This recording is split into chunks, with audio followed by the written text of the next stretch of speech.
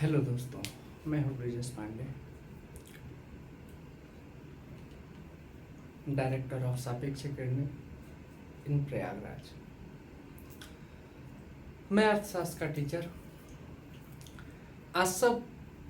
आप सभी को आज एक महत्वपूर्ण टॉपिक पर, एक महत्वपूर्ण विषय पर आप सबके साथ चर्चा करने वाले हैं, जो कि हर प्रतियोगी परीक्षाओं में भी, चाहे वो टीजीटी पीजीटी या यूजीसी हो या फिर आईएसपीसीएस हो या फिर वनडे एग्जाम्स हो, किसी भी परीक्षा में ये प्रश्न इस टॉपिक से जरूर आता है। आशा है आप सभी को ये वीडियो के बेहद पसंद आएगी। टॉपिक है मुद्रास्फीति। मुद्रास्फीति एक ऐसा चैप्टर है जिससे प्री मेंस या किसी भी प्रतियोगी परीक्षा में हर जगह, चाहे वो टेट हो, सी टेट हो, वनडे एग्जाम्स हो या फिर वो सीडीएस सीपीएफ हो या फिर जो है आपको सिविल सर्विसेज हो या फिर आपका इकोनॉमिक्स विषय से टीजीटी पीजीटी या यूजीसी हो, इन सभी प्रतियोगी परीक्षाओं में इस टॉपिक से जरूर एक दो प्रश्न आते हैं।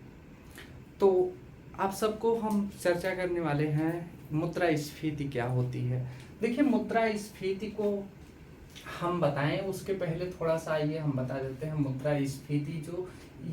मुद्रास्फीति देखिए जो दिखाई देती है, मुद्रास्फीति कई प्रकार की होती है। वो दर के आधार पर तो हम आप सबको कई प्रकार बताएंगे, लेकिन मुद्रास्फीति एक रिफ्लेशन होता है। रिफ्लेशन को हम कहते हैं हिंदी में प्रत्ययस्फीति। प्रत्ययस्फीति क्या होता है? प्रत्ययस्फीति वह स्फीति होता है जब सरकार द्वारा जानबूझकर अर्थव्यवस्था में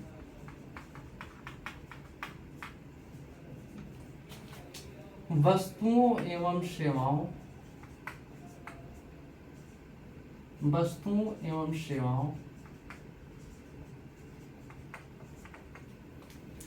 की कीमतों में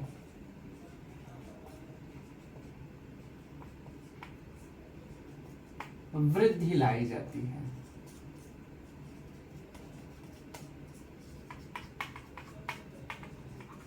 तो देखिए, ये प्रत्ययस्फीति तब आता है जब अर्थव्यवस्था में सरकार चाहती है कि अर्थव्यवस्था में वस्तुओं एवं सेवाओं की मांग बढ़े, थोड़ी सी कीमतें बढ़ें, जिससे क्या होगा, अर्थव्यवस्था में व्यापारी वर्ग या पूंजीपतियों को या उद्योगपतियों को क्या होगा, थोड़ा सा लाभ होगा, और उस लाभ से प्रेरित होकर के निजी क्षेत्र क्या करेगा, निवेश करेगा, और निवेश करेगा तो उत्पादन और रोजगार का स्तर अर्थव्यवस्था में क्या होगा, बढ़ेगा, जिससे आर्थिक विकास होगा। इस आर्थिक विकास के स्तर को बढ़ाने के लिए अर्थव्यवस्था में जानबूझ करके प्रत्ययस्फीति का प्रयोग किया जाता है, प्रत्ययस्फीति लाया जाता है। लेकिन इसका असर क्या होता है? इसका असर होता है कि दीर्घ काल में, लंबे समय बाद स्वतः प्रत्ययस्फीति लाते लाते ऐसा हो जाता है कि स्वतः अर्थव्यवस्था में मुद्रास्फीति आ जाती है। प्रत्ययस्फीति को जानबूझ करके क्रिएट किया जाता है, लेकिन इसका परिणाम होता है कि स्वतः अर्थव्यवस्था में मुद्रास्फीति या इन्फ्लेशन दिखाई देने लगता है। मुद्रास्फीति क्या होती है? मुद्रास्फीति होती है किसी भी अर्थव्यवस्था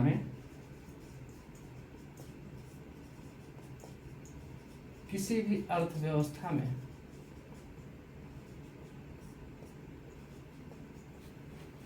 निरंतर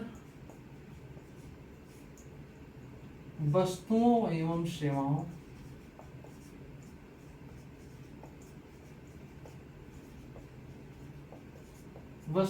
सेवाओं की कीमतों में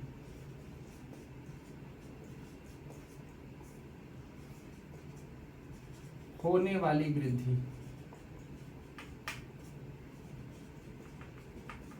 तथा क्रय शक्ति या मुद्रा के मूल्य में होने वाली कमी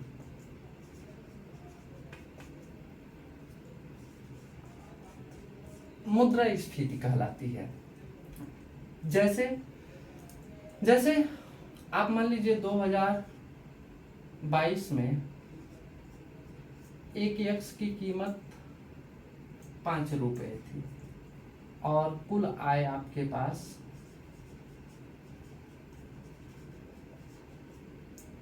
100 रुपए था,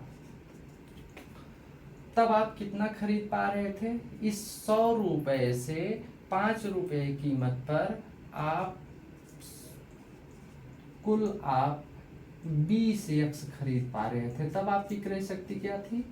20 यक्स। 100 रुपए की क्रय शक्ति 20 यक्स थी। आज 2023 में मान लीजिए उसी एक यक्स की कीमत 10 रुपया हो जाती है। आज आप 100 रुपए से कितना खरीद पा रहे हैं? 10 यक्स। ये 10 यक्स देखिए क्रय शक्ति में क्या ला दी? कमी ला दी। तो इस प्रकार क्रय शक्ति में कमी आई है, जबकि कीमतों में क्या हुई है? वृद्धि हुई है। यही कीमतों का बढ़ना ही और क्रय शक्ति का घटना ही अर्थव्यवस्था में क्या होता है? मुद्रास्फीति कहलाती है। अब जरा देखिएगा, मुद्रास्फीति के लिए एक फार्मूला का प्रयोग करते हैं हम। P1 बराबर सिग्मा P1 अपान सिग्मा P0 गुणे 100। इस फार्मूले के तहत हम मुद्रास्फीति की गणना करते हैं। मुद्रास्फीति यहाँ जहां P सिग्मा P1 ये वर्तमान वर्ष की कीमतें और ये सिग्मा P0 पिछले वर्ष की कीमत है।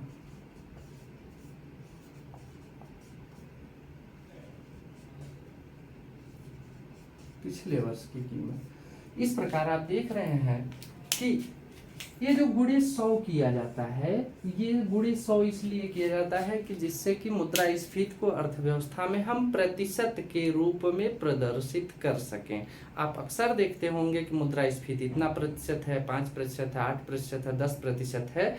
उसका कारण है कि पिछले वर्ष से वर्तमान वर्ष की कीमतों में भाग देने के पश्चात जो कीमतें बचती हैं, जो प्राप्त होती हैं, उसमें 100 से गुणा कर दिया जाता है, इसीलिए उसे प्रतिशत में निकाला जाता है। तो इस प्रकार मुद्रास्फीति का तात्पर्य होता है कि अर्थव्यवस्था में वस्तुओं एवं सेवाओं की कीमतों में होने वाली लगातार वृद्धि। मुद्रा और इससे कीमतें जब बढ़ती हैं और क्रय शक्ति घटती है तो यही मुद्रास्फीति कहलाती है। अब ये प्रत्ययस्फीति के कारण स्वतः उत्पन्न होती है। अगला,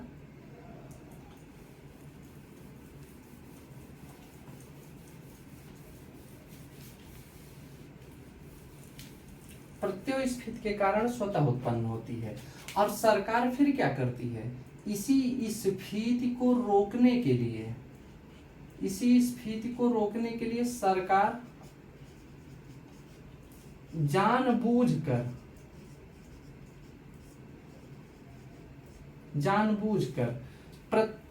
ये डिसइंफ्लेशन या अपस्फीति का प्रयोग करती है।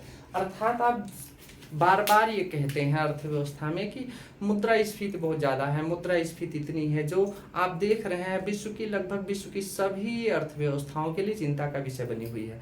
इसी मुद्रास्फीति को रोकने के लिए चाहे वो मौद्रिक नीति हो, चाहे राजकोषीय नीति हो, किसी भी नीति का जो प्रयोग किया जाता है वो जानबूझकर मुद्रास्फीति को नियंत्रित करने के लिए किया जाता है। मुद्रास्फीति की उसी नियंत्रण करने की विधि को ही डिसइंफ्लेशन या अपस्फीति कहते हैं। इससे अर्थव्यवस्था में कीमतों में कमी लाई जाती है, कीमतों में कमी आती है, धीरे धीरे कीमतें घटती जाती हैं और कीमतों में निरंतर होने वाली कमी स्वतः क्या करती है? स्वतः डिफ्लेशन को जनरेट कर देती है। स्वतः अर्थव्यवस्था में डिफ्लेशन या संकुचन या अस्फीति जिसको कहते हैं मंदी आ जाती है। ये मंदी स्वतः आती है, लेकिन ये परिणाम किसका होता है? ये परिणाम होता है अपस्फीति का। अपस्फीति इस प्रकार प्रत्यय और अपस्फीति ये दोनों सरकार द्वारा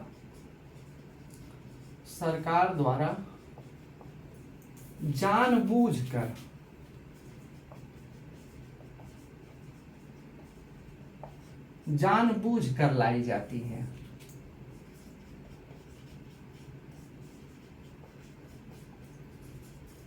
जबकि ये जो दो स्थितियां हैं, इन्फ्लेशन और डिफ्लेशन, ये दोनों स्वतः जनरेट हो जाती हैं, स्वतः। और ये जनरेट कैसे होती हैं? मांग एवं पूर्ति, डिमांड एंड सप्लाई, मांग एवं पूर्ति में परिवर्तन के कारण,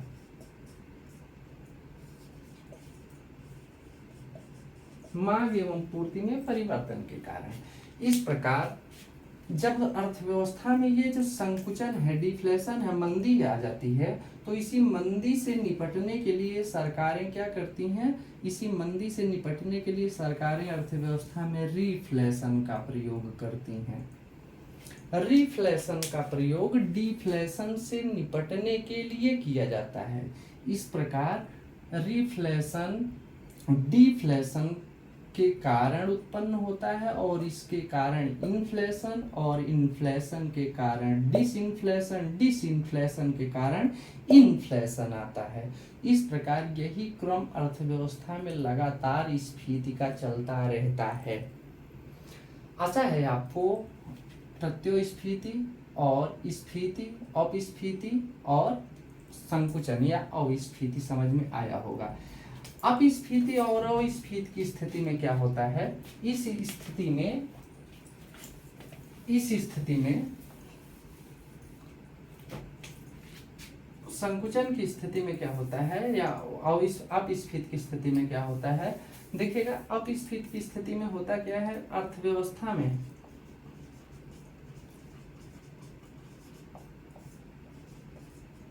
वस्तुओं एवं सेवाओं की कीमतों में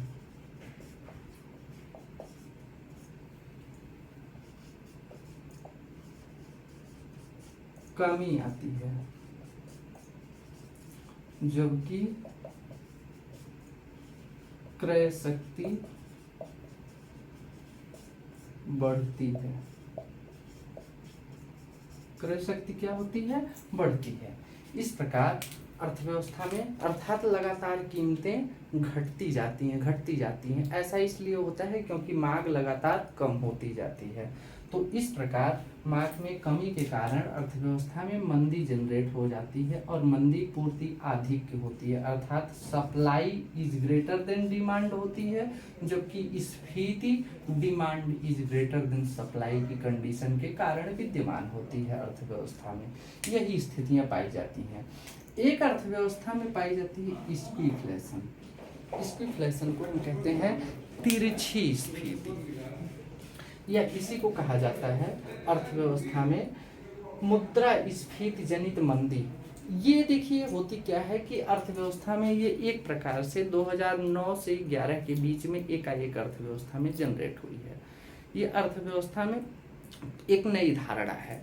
अर्थव्यवस्था में ये होता क्या है कि बढ़ती जीवन यापन की लागतों में जो परिवर्तन होता है, बढ़ती जीवन यापन की लागतों के कारण कीमतें बढ़ेंगी तो उसे हम स्फीति कहते हैं, के साथ युग्मित संपत्ति, जैसे जो जीवन यापन की वस्तुएं हैं जैसे घर वगैरह, स्थायी संपत्ति की कीमतों का गिरना अर्थात अपस्फीति को मुद्रास्फीति जनित मंदी कहते हैं। लेकिन स्फीति और अस्फीति नहीं, ये किसी प्रकार का न तो स्फीति है न तो अपस्फीति है, बल्कि उनके बीच की ऐसी स्थिति है जो मुद्रास्फीति जनित मंदी, अर्थात एक तरफ मुद्रास्फीति भी दिखाई देती है और दूसरी तरफ अपस्फीति भी दिखाई देती है, दोनों को अपने साथ एक साथ शामिल किए हुए रहती है। इसीलिए इसको तिरछी स्फीति भी कहते हैं या स्क्वीफ्लेशन कहते हैं, स्क्वीफ्लेशन। जबकि अगला है हेडलाइन स्फीति। देखिए हेडलाइन स्फीति क्या होता है, आइए समझा देते हैं आपको।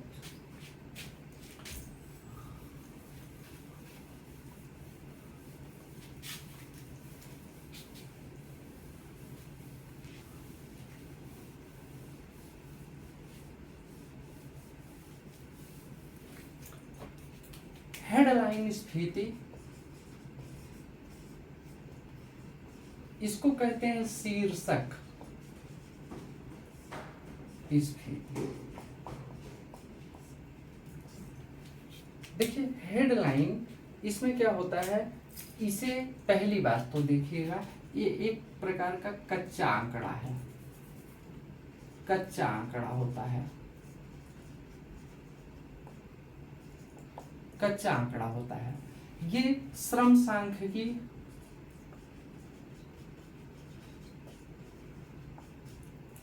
ब्यूरो द्वारा प्रति माह जारी किया जाता है। इसमें हेडलाइन में क्या होता है कि खाद्य एवं ईंधन की कीमतों को शामिल किया जाता है।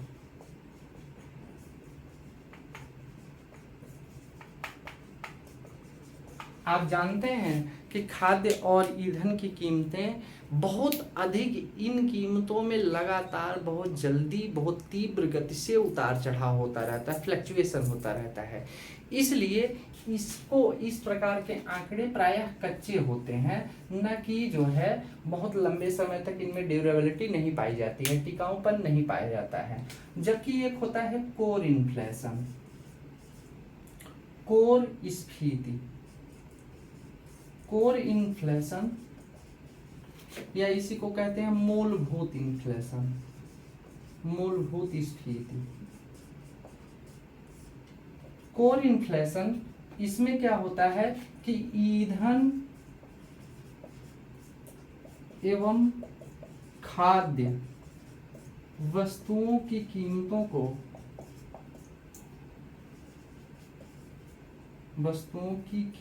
को शामिल नहीं किया जाता है, शामिल नहीं किया जाता है।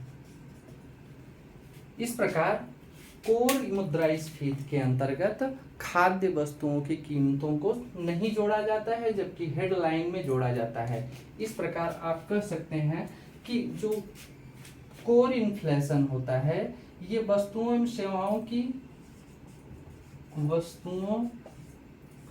एवं सेवाओं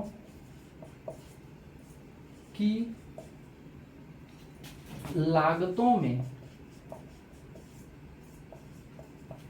होने वाला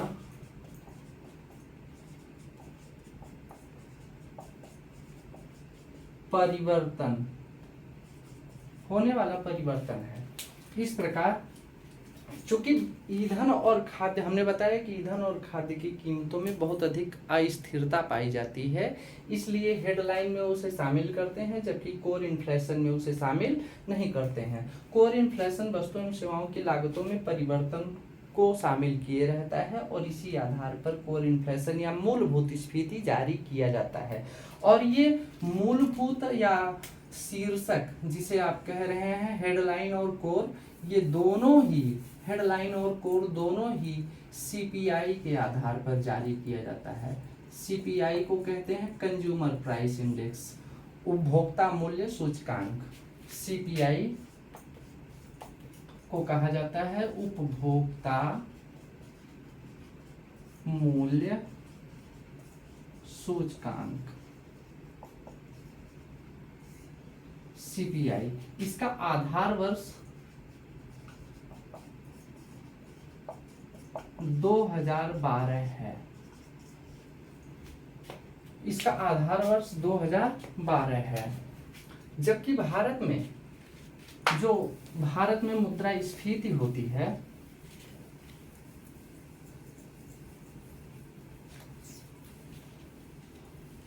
जबकि भारत में जो मुद्रास्फीति है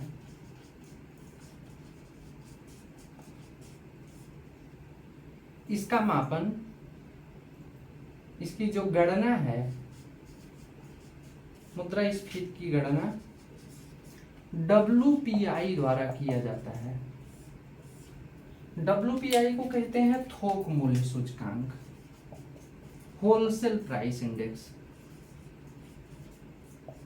थोक मूल्य सूचकांक या होलसेल प्राइस इंडेक्स, इसका आधार वर्ष 2011-12 है।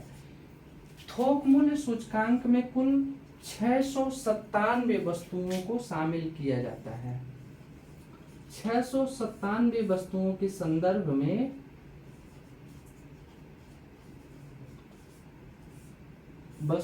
संदर्भ में ये क्या किया जाता है, WPI जारी किया जाता है। भारत में 697 वस्तुएं ऐसी हैं जिनमें कुछ प्राथमिक वस्तुएं भी शामिल होती हैं। इस प्रकार 697 वस्तुओं के संबंध में WPI जारी किया जाता है। भारत में इसी विधि का प्रयोग किया जाता है गणना के लिए मुद्रास्फीति का। जबकि CPI का भी कुछ CPI 4 आधारों पर जारी किया जाता है। हम किसी दिन WPI और CPI की अलग से चर्चा करेंगे तो विस्तार से उसके बारे में बताएंगे। आइए, अभी केवल हम मुद्रास्फीति के बारे में चर्चा कर रहे थे।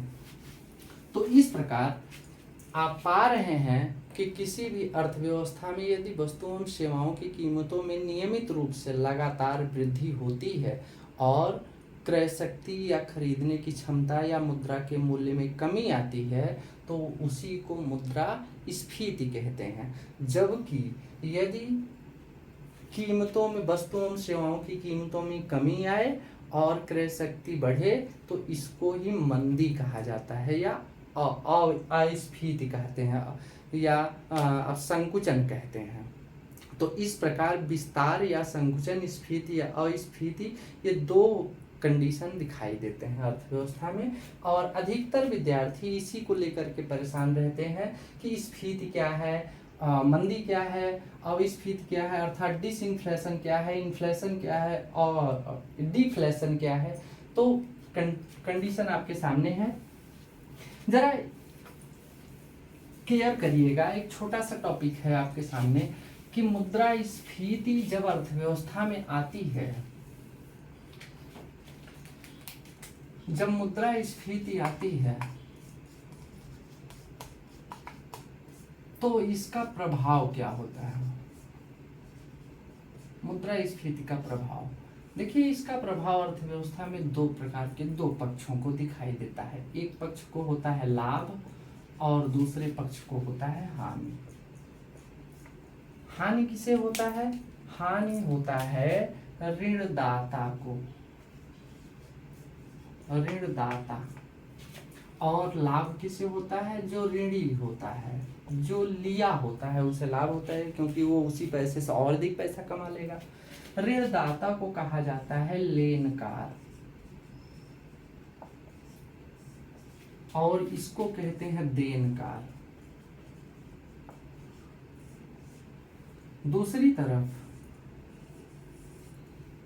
दो वर्ग होते हैं जिन्हें, एक को कहते हैं उत्पादक को लाभ होता है क्योंकि उसकी वस्तुओं को अधिक कीमत मिलता है, जबकि उपभोक्ता को हानि होता है, उपभोक्ता को हानि होता है। तीसरा होता है कि स्थिर आय वर्ग जो होता है, परिवर्तनीय आय वर्ग को लाभ होता है, परिवर्तनीय आय वर्ग को लाभ होता है, जबकि स्थिर आय वालों को लाभ हानि होती है, क्योंकि उन्हें चाहे मुद्रास्फीति आए चाहे ना आए उतनी ही कीमत लगातार प्राप्त होती है। चौथा, जो व्यापारी वर्ग होता है इसे लाभ होता है, जबकि जो भूमिहीन कृषक मजदूर होते हैं इनको हानि होता है।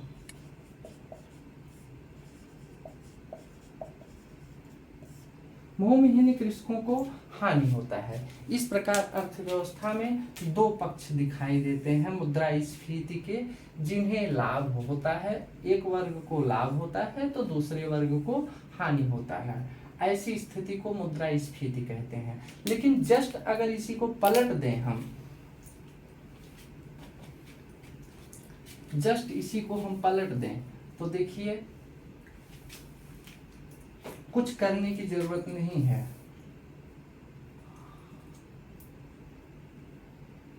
मंदी या डिफ्लेशन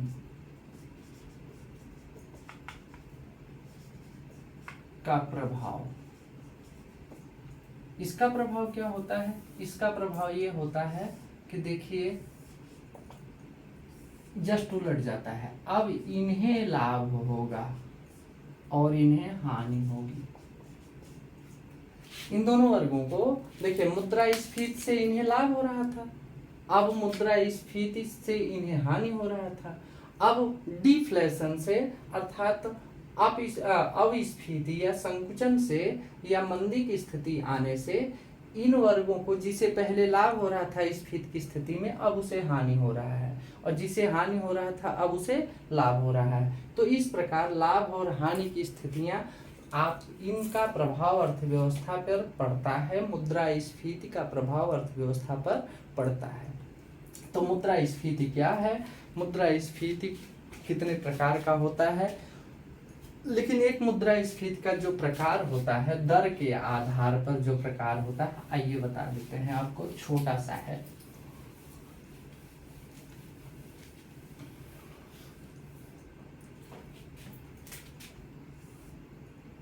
दर के आधार पर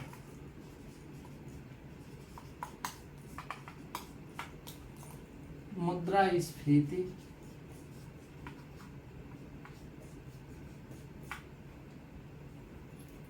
चार प्रकार की होती है। नंबर एक रेंगती हुई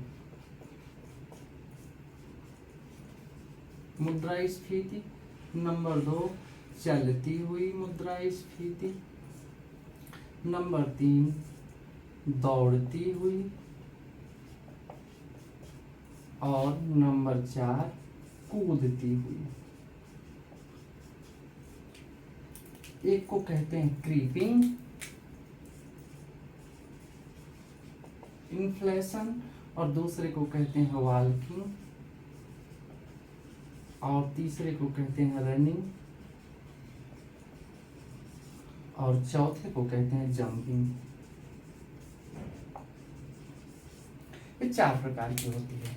देखिए, दर रेट, जब अर्थव्यवस्था में मुद्रास्फीति 1 से 2% विद्यमान हो, तब उसको हम रेंगती हुई मुद्रास्फीति कहते हैं, अर्थात ये बहुत नाम मात्र के बराबर होती है, इसका कोई भी प्रभाव अर्थव्यवस्था में बहुत अधिक नहीं होता है। लेकिन चलती हुई मुद्रास्फीति जब अर्थव्यवस्था में वही 3 से 4% या 4 से 5% होती है, तो अर्थव्यवस्था में चलती हुई मुद्रास्फीति।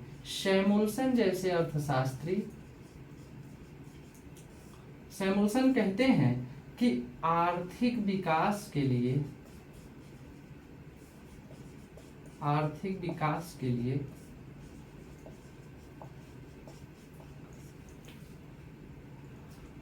चलती हुई मुद्रास्फीति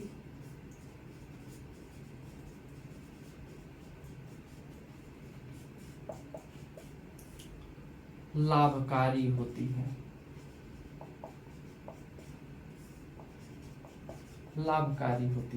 तात्पर्य क्या है?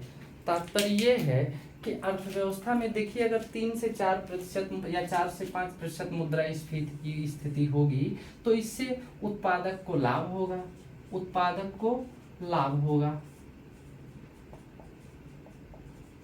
जब उत्पादक को लाभ होगा, तो इस लाभ से प्रेरित होकर के उत्पादक क्या करेगा? निवेश करेगा अर्थव्यवस्था में, तो निवेश बढ़ जाएगा, और निवेश बढ़ेगा तो रोजगार का स्तर बढ़ेगा। तो अर्थव्यवस्था में आप देखेंगे, रोजगार के परिणाम स्वरूप आय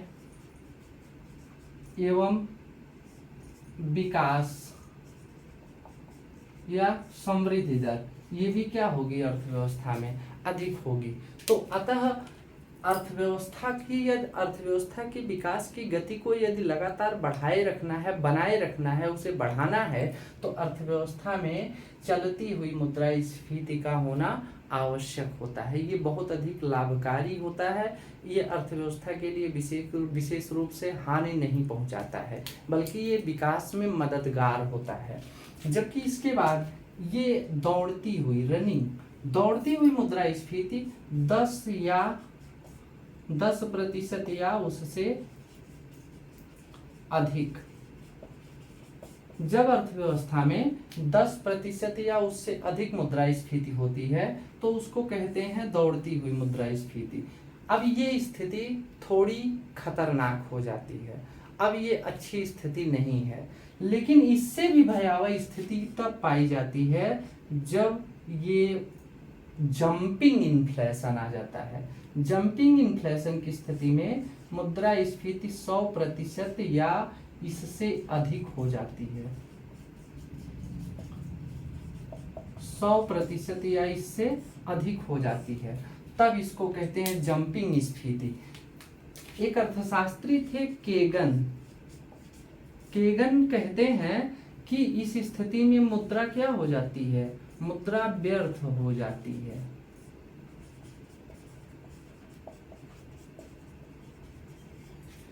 उन्नीस 1923 में ऐसी स्फीति देखने को मिली थी। इसे गैलोपिंग इन्फ्लेशन कहते हैं, गैलोपिंग इन्फ्लेशन भी कहा जाता है। जंपिंग इन्फ्लेशन को गैलोपिंग इन्फ्लेशन भी कहा जाता है। 1923 में एक बार यह अर्थव्यवस्था में देखने को मिली थी। इस स्थिति में क्या होता है, मुद्रा पूरी तरह से व्यर्थ हो जाती है। पूरी तरह से व्यर्थ का मतलब ये है कि आप ले जाएंगे एक बोरा पैसा और आप सामान खरीद के लाएंगे बहुत थोड़ा सा। कारण क्या है, क्योंकि आपके पास जो मुद्रा है उसकी वैल्यू बहुत कम है, उसकी परचेजिंग पावर या खरीदने की क्षमता बहुत कम हो जाती है। अब जरा इसको उदाहरण से समझ लीजिएगा। देखिए, रेंगती हुई, आप अर्थव्यवस्था में ठीक वैसे ही समझिएगा जैसे एक छोटा सा बच्चा होता है।